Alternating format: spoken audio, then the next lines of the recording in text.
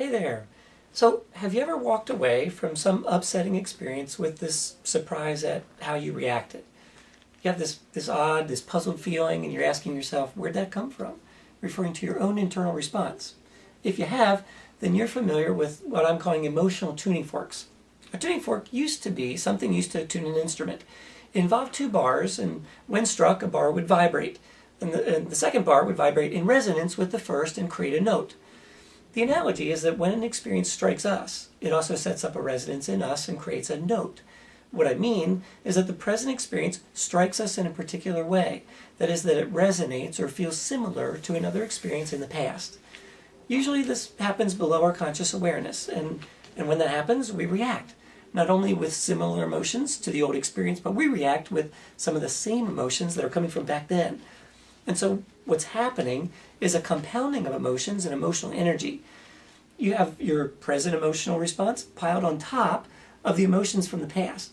And what you get is a response that ends up out of proportion to the current event.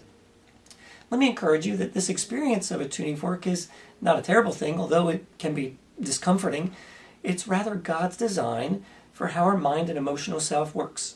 You see, this type of experience is a helpful warning to us that there's something in our past that's unresolved. It's unfortunate that our culture commonly teaches that time heals all wounds and that if you ignore your inner stuff, that it just goes away. What actually happens is that although we may learn to push something from our conscious awareness, what we end up doing is moving it to our subconscious. And from there, it comes out at inopportune times and not under our control. The goal is not to avoid ever having a tuning fork experience, but rather to increase your self-awareness and learn from these experiences, meaning that it requires you to be curious about your reactions and where they're coming from.